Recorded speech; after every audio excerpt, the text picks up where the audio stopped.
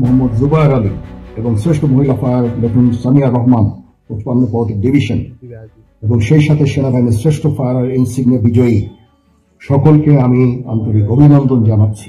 আমি আশা করব যে তারা তাদের এই ব্যক্তিগত স্কিল সবসময় বজায় রাখবে এবং এই স্কিল খালি বজায় রাখলেই হবে না, এটা অন্যান্য সৈনিক যারা আছে, অন্যান্য জুনিয়র সৈনিক, তাদেরকে এই স্কিলটা ট্রান্সফার করতে হবে, তাদেরকে শেখানোর কাজে সময় ব্যয় করতে হবে, তাহলে স্কিল ট্রান্সফার হবে। এবং এই স্কিল ট্রান্সফারের জন্যই আজকে আমরা দেখতে পাচ্ছি যে আজ থেকে 20-30 বছর আগে যারা এরকম দক্ষ ফায়ারার ছিলেন তারা চলে গেছেন চাকরি থেকে, কিন্তু আমাদের এই যে সিলসিলা, এই যে কন্টিনিউয়েশন এটা চলছে, এর অর্থ হচ্ছে যে আমরা সুন্দরভাবে স্কিল ট্রান্সফার করে করে করে করে এখন আমরা এই দক্ষতা অর্জন করে চলেছি এবং দক্ষতা আছে সেনাবাহিনী। আমরা সিএস ট্রফি ফায়ারিং 2024-এ মাইনর ইউনিটের মধ্যে ad hoc 47 motor regiment artillery champion হয়েছে এবং রানার আপ সদর দপ্তর 105 পদাতিক ব্রিগেডকে, এবং মেজর ইউনিট সমূহের মধ্যে ফার্স্ট ইস্ট বেঙ্গল এবং রানার আপ হচ্ছে 29 ইস্ট বেঙ্গল রেজিমেন্ট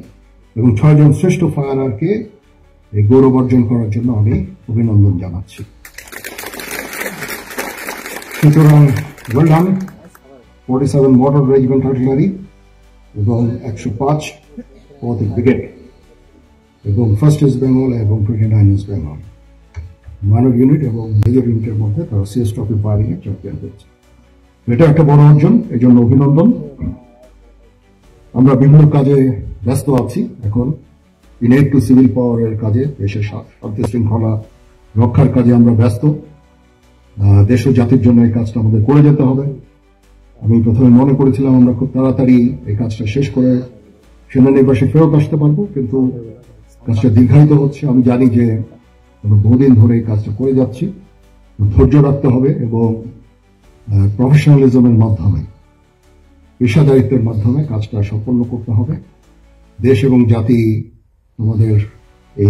তোমাদের এই সার্ভিসটা তাদের জন্য অত্যন্ত গুরুত্বপূর্ণ। সুতরাং দেশ এবং জাতির জন্য আমাদের কাজ করে যেতে হবে। যতদিন না আমরা একটা নির্বাচিত সরকার পেয়ে যাই এবং দেশ একটা শান্তি শৃঙ্খলার মধ্যে আসে, আমাদের এই কাজটা করে যেতে হবে। ততদিন পর্যন্ত ধৈর্যের সাথে এই কাজটা করে যেতে হবে। ডিপ্লয়মেন্ট থাকার সময় এই উচ্ছৃঙ্খল কাজগুলো করা যাবে না, এদিকে আমাদের নজর রাখতে হবে কোনো ধরনের উচ্ছৃঙ্খল কাজ যেন না হয়। বল প্রয়োগ করা যাবে না।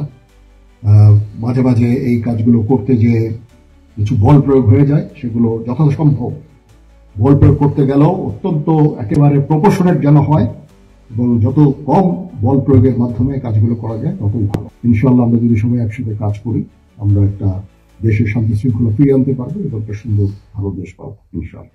পরিশেষে এই সুন্দর একটা প্রতিযোগিতা আয়োজন করার জন্য আমি এমটি ডাইরেক্টরেটকে ধন্যবাদ জানাচ্ছি।